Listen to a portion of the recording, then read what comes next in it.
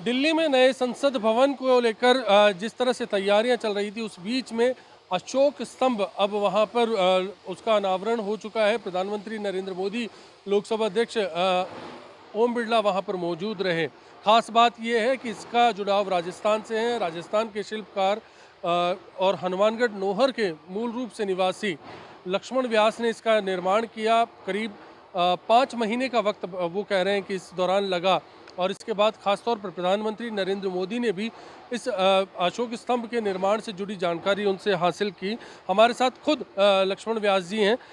लक्ष्मण व्यास साहब, आपका ईटीवी भारत पर स्वागत करते हैं हम देख पा रहे हैं कि वो अशोक स्तंभ जो आपने बनाया, उसकी प्रतिकृति के लिए जो ढांचा यहाँ पर तैयार है, सांचा, वो यहाँ पर मौजूद भी है। मोदी जी ने जब आपसे बात की तो शुरुआत क्या रही? अशोक स्तंभ को लेकर कितने वो क्यूरियस दिखे? जी कल जो हमारी मुलाकात हुई वहाँ पे, तो उन्होंने मेरे को ये पूछा कि आप कहाँ से हैं? मैंने बोला मैं राजस्थान जयपुर से।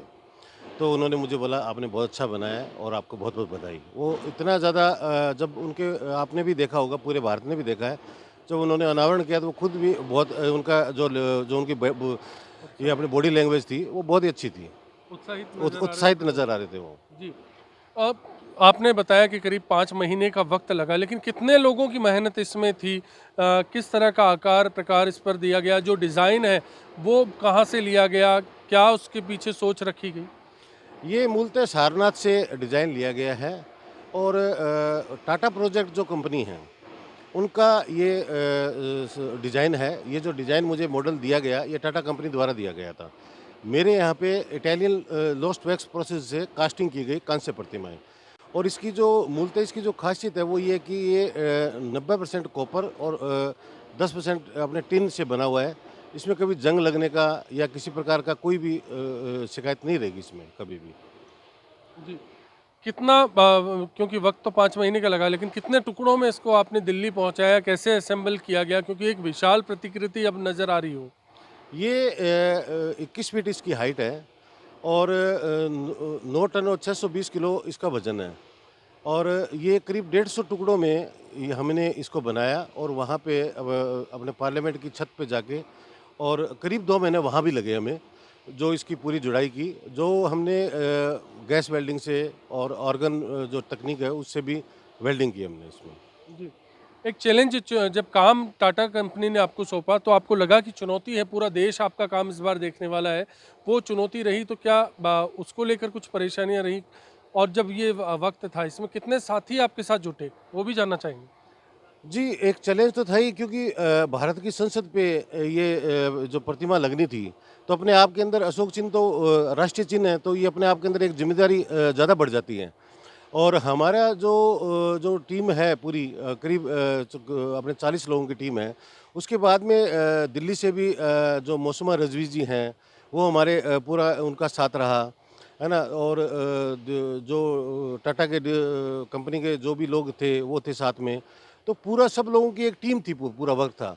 तो सबने समय-समय पे सबने आके और टाटा के और सीपीडब्ल्यूडी सब लोगों ने उसका योगदान रहा सबका और वहाँ पे यहाँ पे स्टूडियो पे भी आते थे, यहाँ पे मेरे जयपुर में भी और वहाँ पे भी पूरा उनका योगदान रहा। जी। मैं एक आखिरी सवाल आपसे कि इस पूरे दौर के बीच में पहले भी आपने काम किया जिसके आधार पर आपको मिला, तो राजस्थान के लोग अगर राजस्थान में आपके काम की झलक देखना चाहते हैं, तो कहाँ का रुख कर सकते हैं? जी, राजस्थान में तो उदयपुर में जो महाराणा प्रताप की विश्व की सबसे बड़ी प्रतिमा है, वो मैंने ही बनाई है जो अपने टाइगर हिल पे लगी है।